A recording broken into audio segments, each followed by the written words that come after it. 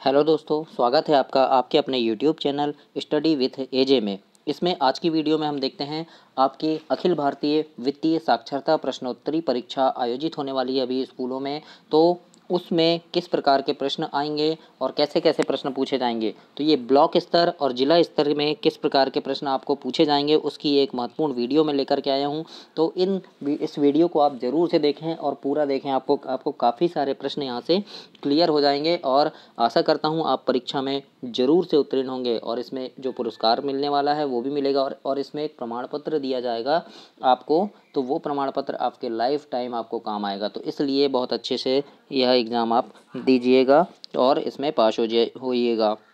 देखते हैं, जैसे यहाँ पे प्रश्न दिया है कि आरबीआई के गवर्नर का मासिक वेतन कितना होता है।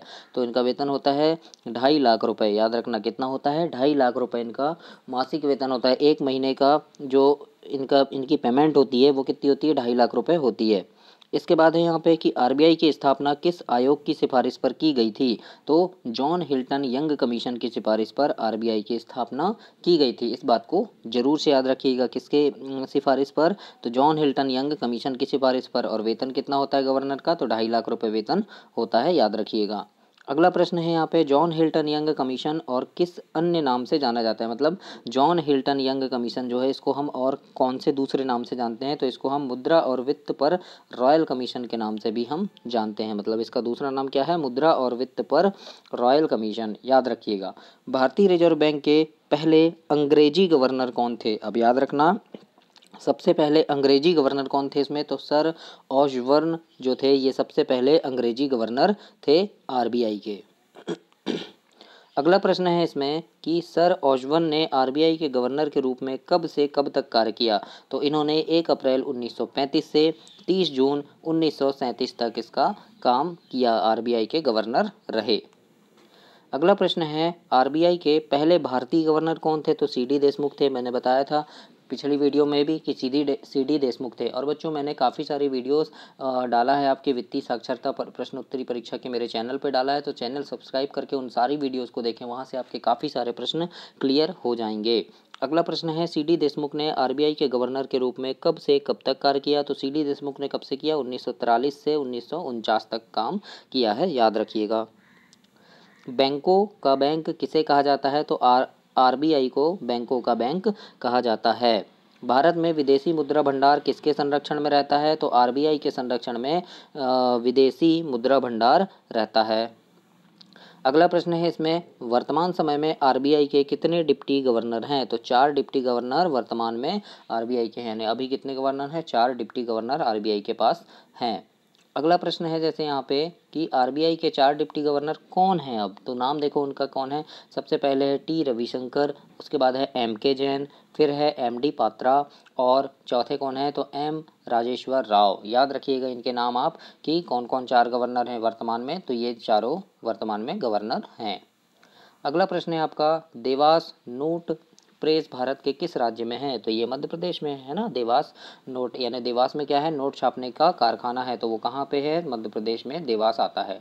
करेंसी नोट किस नोट को कहा जाता है। तो 1 रुपए के नोट को हम करेंसी नोट कहते हैं। याद रखना, सभी नोट को करेंसी नोट नहीं कहा जाता। किसे कहा जाता है, 1 रुपए का जो नोट रहता है उसे करेंसी नोट कहा जाता है। अगला प्रश्न है आपका कि भारत में मुद्रा आपूर्ति को कौन नियंत्रित करता है। तो आरबीआई करती है। मतलब आपूर्ति मतलब कि भारत में कहीं पे किसी राज्य में अगर मुद्रा यानी पैसों की कमी हो गई तो उसे कौन पूरा करता है, तो आरबीआई पूरा करती है। इस बात को याद रखिएगा। अगला प्रश्न देखते हैं, आरबीआई के प्रतीक चिन्ह में किसे चित्रित किया गया है। तो रॉयल बंगाल टाइगर और ताड़ का पेड़ को चित्रित किया गया है। किसे किया गया है, रॉयल बंगाल टाइगर और ताड़ के पेड़ को चित्रित किया गया है प्रतीक चिन्ह में, याद रखिएगा। अब यहाँ पे काफ़ी महत्वपूर्ण प्रश्न देखते हैं कि नोटों पर कौन कौन से स्मारक बने होते हैं। तो देखिए 10 रुपए के नोट पे क्या बना होता है, सूर्य मंदिर का चित्र रहता है। ध्यान से देखना, 10 रुपए के नोट पर सूर्य मंदिर का चित्र बना रहता है। 20 रुपए के नोट पर अशोक स्तंभ बना रहता है ना। 20 रुपए का जो नोट है उसमें अशोक स्तंभ बना रहता है। 50 रुपए के नोट में कर्नाटक का हम्पी बना रहता है। कर्नाटक में एक हम्पी है है ना, तो उसका चित्र बना रहता है 50 रुपये के नोट में। 100 रुपये के नोट में रानी की बाव बनी रहती है।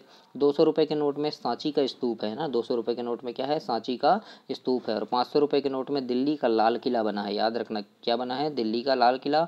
और 2000 रुपये के नोट में मंगलयान का चित्र बना हुआ है। तो ये सारी चीज़ें भी आप याद रखना, आपसे परीक्षा में इनमें से एक ना एक प्रश्न जरूर पूछेगा। तो काफ़ी ज़्यादा महत्वपूर्ण प्रश्न मैंने इस वीडियो में कराया है। तो चैनल को सब्सक्राइब करना, अपने दोस्तों को शेयर करना, और चैनल सब्सक्राइब करके मेरी और भी वीडियो जो डली है आरबीआई से रिलेटेड उनको भी आप देखना, तो उनसे काफ़ी सारे प्रश्न आपके क्लियर हो जाएंगे। और आशा करता हूँ इस परीक्षा में आप काफ़ी अच्छे नंबरों से पास हों और आपको इसका प्रमाण पत्र भी मिलेगा जो आपके लाइफ टाइम काम आएगा।